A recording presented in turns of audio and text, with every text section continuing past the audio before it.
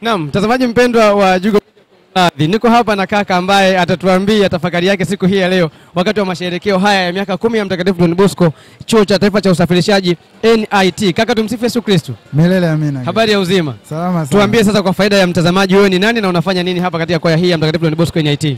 Na mimi kwa majina naitwa Kelvin Chambulila, ni miongoni mwa walimu wa hii kwaya ya Mtakatifu Don Bosco NIT. Asante. Tuambie nini furaha yako, nini tafakari yako siku hii ya leo ambapo kwaya inasherehekea takriban miaka 10 tangu kuanzishwa kwake na wewe tayari ukiwa na miaka 7 ndani yake? Kwa kweli nashukuru Mungu, ili jambo halikuwa jepesi kwa sababu mwanzo wakati linaanza kidogo ilileta changamoto, kulikuwa kuna ugumu baadhi ya watu kuona kwamba ili jambo litaweza likafanikiwa kweli, lakini wapo wabeba maono kwenye kwaya. So tulijaribu kushawishiana, kupeana mawazo mbalimbali na mwishowe tukaeneza hilo jambo kwenye kwaya nzima na mikakati ya kufanikisha ile jambo yakaanza na mpaka sasa limefanikiwa. Nashukuru Mungu sana. Hongera sana Kevi. Asante. Kulikuwa na ugumu kiasi gani katika kuliandaa tukio hili? Ugumu kiukweli upo kwa sababu ukizingatia hii kwaya ni kwaya ya wanafunzi. Sasa wanafunzi wanakuwa hawana chanzo kingine chochote cha kujipatia pesa. Kwa hiyo zaidi ni kwamba wanategemea pesa ya mzazi. Kama sio pesa ya mzazi inamaanisha ni hizi pesa tunaita boom. Kwa hiyo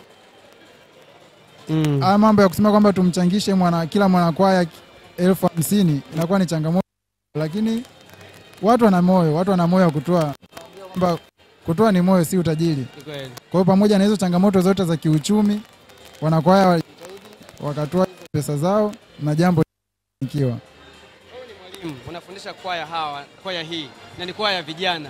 Unajua vijana tuna mambo mengi. Labda kuna changamoto gani ya kipekee ambayo unakutana nayo katika utume wako wa uimbaji katika kuwafundisha vijana hawa chuo cha NIT, ambayo kuna wakati sasa kama unakata tamaa lakini unajipa moyo? Changamoto zilizopo nadhani ni huwa tu zinafanana kwenye kila kwaya.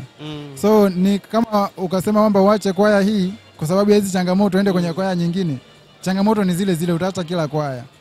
Labda tu niweze kusema kwamba changamoto kubwa sana ambayo inatukumba sisi kama wanakwaya wa Don Bosco ni kwamba hii ni kwaya ya wanafunzi. So kuna kipindi wanakwaya wale ambao tunakuwa tumeshaanza nao kwa muda mrefu, tumeshawatrain jinsi ya kuimba na nini, itafika wakati wale wanakwaya wanamaliza chuo.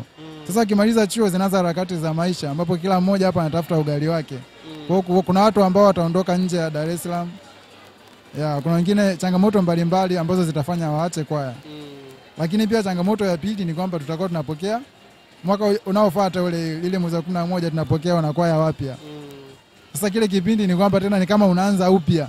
So it means hata hizi misa ambazo huwa tunaanza kufundisha unaanza upya kabisa, yani unashumu kama hakuna wimbo wote ambao wanaujua kwa sababu kila mmoja ametoka shule labda kama ni advance unakuta ni zile single sex schools, shule za jinsia moja. Kwa hiyo nyimbo walikuwa wanaimba kwa sauti moja tu. Kama ni Bwana Utuhudumie inapigwa sauti ya kwanza tu. Kwa hiyo inafika huko mnaweza kunyooshana pale kila mmoja ajue kwa sauti yake na nini. Changamoto ni hizo tu za kawaida ambazo kadiri ya muda tunazidi kuzitatua. Hongera sana Kevin. Hongera sana kwa utume na hongera kwa sherehe hii ya miaka 10 ya Mtakatifu Don Bosco. Nikutakie masherehekeo mema na uwajibikaji mwema wa kuwafundisha vijana wetu ili waendelee kukua zaidi kimuziki na Mungu aendelee kutukuzwa.